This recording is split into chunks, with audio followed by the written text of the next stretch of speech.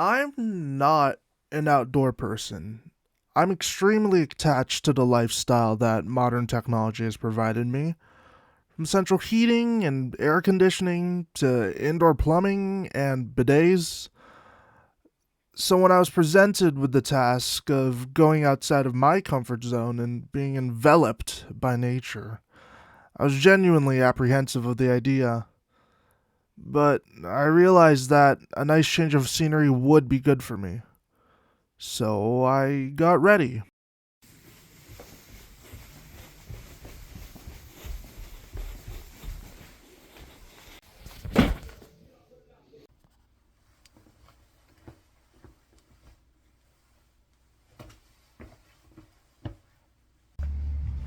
Leaving my relative's house, I began to think back on other times I had gone on outdoor trips and who I was when I went on them. The earliest memory of a trip I have was going to the beach every summer and hopefully learning how to properly use a boogie board. I never did quite get the hang of it. There are also those times on different family trips where we had gone to several national parks like Sequoia, Yosemite, and Joshua Tree. In all these memories, I was reminded of a younger, happier version of myself. Or at least, I was blissfully unaware of the challenges or burdens I'd have to face when I got older.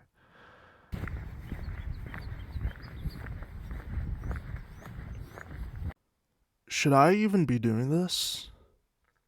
What if I look back a year, 5 years, hell, even a decade from now, and I consider this to be a happier time in my life? I push that thought into the back of my mind. I came here to finish an assignment. I can worry about all that existential stuff later.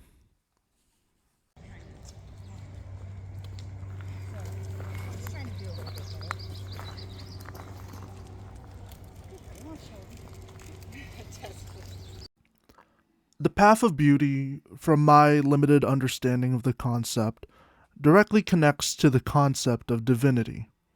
God, as monotheism would describe, is an omnipotent, omnipresent, and omniscient being. The idea of the path of beauty is that by witnessing and being present within the beauty of the world, we will better understand and come to know God. The film Wild explores this idea through Cheryl Strayed. In many ways, I can relate to Cheryl Strayed. She experiences this disconnection, severance to who she was, and is completely lost in this world, drifting along, barely able to keep her head above water.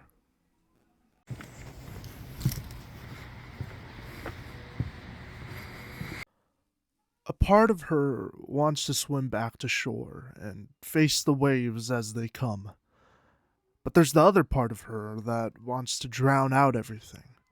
Every emotion, every feeling, every person who might help her heal from her loss.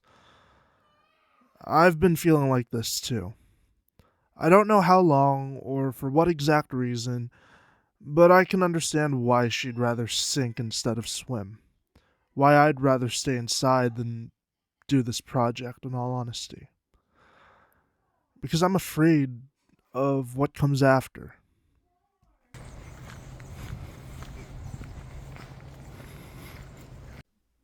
Despite this fear and this darkness that has seeped into her psyche, Strade's unconscious mind draws her towards the Pacific Crest Trail. And through this months long hike, getting encompassed by nature, she is slowly but surely able to process her grief. It wasn't quick, sure as hell wasn't easy, but by walking the metaphorical and literal path that many have walked before her and many that will walk after her, Cheryl is able to register and digest her pain through a healthier way. Her mother best put it when saying, "There's always a sunrise and always a sunset, and it's up to you to choose to be there for it. Put yourself in the way of beauty." So maybe, like Cheryl, I might come to understand what her mother meant.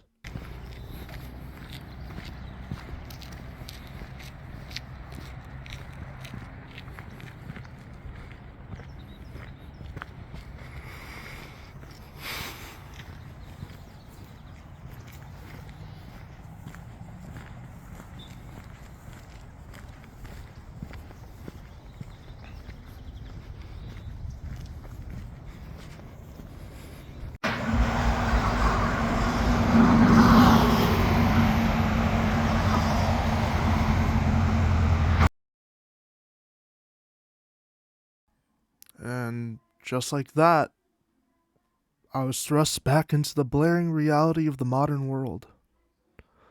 Maybe I was right. Maybe I could never truly be freed from my connection to the things I find comfort in. Maybe I'm just doomed to keep trying to find beauty in a world that keeps becoming uglier every day. Or maybe I'll just have to accept that beauty cannot exist without the ugly.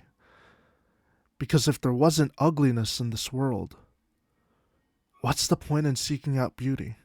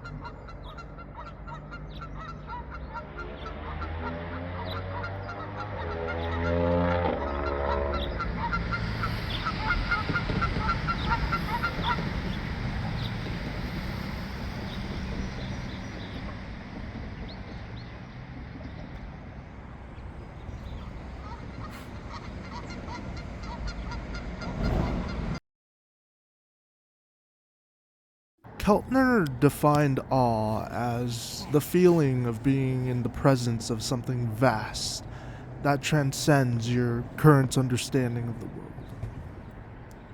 When I stood at the middle of that bridge, I felt that awe, and I remember why I had fond memories on each of those trips I had gone on when I was younger. It was that feeling of understanding your place in everything. It may not leave a large impact in the grand scheme of things, but that's okay.